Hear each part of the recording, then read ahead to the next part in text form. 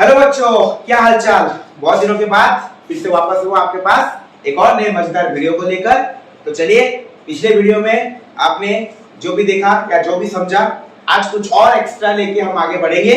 तो आज का वीडियो का टॉपिक आपको देख के पता चल रहा होगा। आज के टॉपिक पे हम लोग पढ़ेंगे जो कि है हमारा कंपोनेंट्स ऑफ सेल के बारे में। तो चलिए शुरू करते हैं। तो बच्चों, पिछले क्लास जब आप लोगों ने सेल के बारे में पढ़ा था तो हम लोगों ने सेल का कुछ हिस्ट्री के बारे में डिस्कशन किया, सेल के टाइप्स के बारे में डिस्कशन किया, कैसे ये सेल के बारे में लोगों को पहले आइडिया मिला, किसके मदद से हम इन चीजों को देख पाएंगे, एटसेट्रा एटसेट्रा। तो आज के जमाने में और आज की क्लास में अगर हम बात करते हैं तो हम सेल का ना सिर्फ हिस्ट्री के बारे में तो ऑलरेडी पढ़ चुके थे, आज हम जानेंगे कि सेल के अंदर के पार्ट्स के बारे में, कि बेसिकली एक सेल किन किन चीजों से बना हुआ है, या फिर अगर हम बोल सके ये जो डिफरेंट टाइप्स ऑफ सेल्स मैंने बताया था, वो यूनिसेलुलर हो, मल्टीसेलुलर हो, वो किन किन चीजों से बने हुए हैं, वो चीज जानना हमारे लिए जरूरी है। तो अगर हम इसको सिंपल करने की कोशिश करें ना, तो कंपोनेंट्स ऑफ सेल मतलब एक सेल को के अंदर बेसिकली एक सेल तीन चीजों से बना हुआ है, या फिर एक सेल के अंदर बेसिकली हम बोल सकते हैं कि तीन चीजें कॉमन होती हैं। सबसे पहला उसका जो आउटर कवरिंग, जिसको हम लोग बोलते हैं सेल मेम्ब्रेन। क्या बोलते हैं बच्चों इसको हम? Cell membrane. और उसी तरह जैसे हम अपने ह्यूमन बॉडी की बात करेंगे, जैसे हम लोग के पास जो ब्रेन होता है, जो हमारे बॉडी के डिफरेंट पार्ट्स, हमारे बॉडी के हर दिन का डिफरेंट एक्टिविटीज के बारे में सब कंट्रोल करना और एक्टिविटीज को गाइड करना जो होता है वो हमारा ब्रेन करता है। सिमिलरली हमारा सेल का भी एक ब्रेन होता है। एग्जैक्टली हम बोल नहीं सकते पूरा एक्यूरेट ब्रेन की तरह, बट वो एक सेल के अंदर के एक्टिविटीज को जिंदा रखता है। क्या क्या एक्टिविटीज हम आगे पढ़ेंगे तो आराम से मजा लगेगा। तो सेल का जो ब्रेन हम बोलेंगे, उसके ब्रेन का नाम है हमारा न्यूक्लियस, जिसको बोला जाता है सेल का ब्रेन या फिर ब्रेन ऑफ द सेल।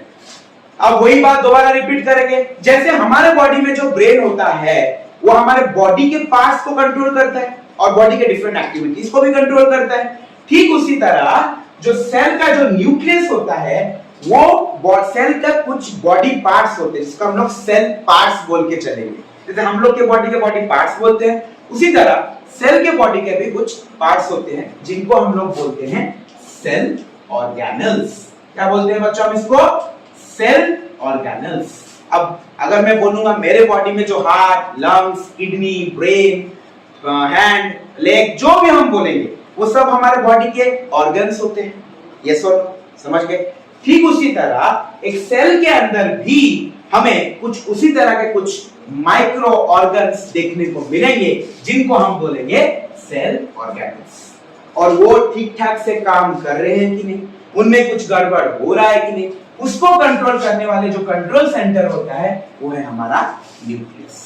और इन सारे चीजों को वेल प्रोटेक्टेड करके रखना या फिर वेल कवर करके रखने का काम किसका है? ना हमारा सेल मेम्ब्रेन। समझ गए बच्चों? तो चलो आज हम थोड़ा सा सेल मेम्ब्रेन के बारे में सीखेंगे, थोड़ा सा न्यूक्लियस के बारे में सीखेंगे और थोड़ा सा सेल ऑर्गेनल्स के बारे में सीखेंगे। तो सबसे पहली बात हम थोड़ा उसके बारे में थोड़ा सा आइडिया लेंगे। तो सबसे पहले हम जो कंपोनेंट्स के बारे में पढ़ेंगे वो है हमारा सेल मेम्ब्रेन, या फिर हम बोल सकते हैं the outer covering of the cell. एक सेल जिससे कवर हुआ है ना, उस चीज को हम लोग बोलते हैं सेल मेम्ब्रेन। इसका एक और नाम भी है, हम इसको सेल मेम्ब्रेन बोल सकते हैं, नहीं तो हम इसको और भी एक नाम बोल सकते हैं जो है हमारा प्लाज्मा मेम्ब्रेन। क्या है बच्चों इसका नाम? Plasma membrane. हम सेल मेम्ब्रेन भी बोल सकते हैं, हम प्लाज्मा मेम्ब्रेन भी इसको बोल सकते हैं।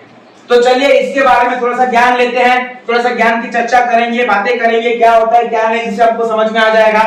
तो अगर ये एक सेल का कवरिंग है तो मेरे को तुम लोग एक आइडिया अपने दिमाग में सोच सकते हो कि कवरिंग का काम क्या होता है, कवर करके वो क्या करेगा, ये जानना सबसे जरूरी है। अगर मान लो एक सेल को कुछ चीजें चाहिए, जैसे कि खाना, पानी, ऑक्सीजन, क्योंकि वो भी एक लिविंग ऑर्गेनिज्म है, हम लोग की तरह उसको भी खाना चाहिए, उसको भी पानी चाहिए, उसको भी ऑक्सीजन चाहिए। तो सिर्फ क्या दुनिया में सिर्फ खाना, पानी, ऑक्सीजन होते हैं क्या? नहीं, कुछ खतरनाक चीजें भी होते हैं, जैसे कि मान लो कुछ डस्ट पार्टिकल्स हो, कुछ जर्म्स मतलब डिजीज फैलाने वाले माइक्रो ऑर्गेनिजम्स भी होते हैं। तो क्या वो सब भी एक सेल के अंदर खाना पानी के थ्रू घुस के हमारे सेल को इन्फेक्ट कर सकते हैं, और सेल इन्फेक्ट हुआ मतलब हम भी ऑटोमेटिकली इन्फेक्ट होंगे। तो इसी चीज से बचने के लिए ही सेल के अंदर हम बोल सकते हैं एक आउटर कवरिंग सेल के बाहर रहता है, जिसका काम क्या होता है कि वो सिर्फ सिलेक्टिव चीजों को ही सेल के अंदर जाने से अलाउ करेगा, सारे चीजों को जाने नहीं देगा, सिर्फ किन चीजों को ना, सिर्फ सिलेक्टिव चीजों को ही वो सेल के अंदर आने के लिए देगा। इसी वजह से इसका नाम दिया गया है सेल मेम्ब्रेन। नहीं तो मैं और इसका एक नाम बताऊंगा, इसको और एक भी हम नाम बोल सकते हैं, जो है सिलेक्टिव परमिएबल मेम्ब्रेन। क्या है बच्चों? Selective permeable membrane. क्या है ये सिलेक्टिव परमिएबल मेम्ब्रेन? ना, एक ऐसा मेम्ब्रेन या फिर एक ऐसा लेयर जो सिर्फ सिलेक्टिव चीजों को ही सेल के अंदर आने देगा, जो कि सेल के लिए सबसे ज्यादा जरूरी है, उसके अलावा और कुछ नहीं। समझ गए? तो ये था कुछ सेल मेम्ब्रेन के बारे में। तो वैसे तो अगर हम और वीडियो को थोड़ा सा और आगे बढ़ाएंगे, न्यूक्लियस के बारे में जानेंगे, और अगर हम सेल ऑर्गेनेल्स के बारे में जानेंगे, तो मैं सोच रहा हूं कि काफी लंबा हो जाएगा।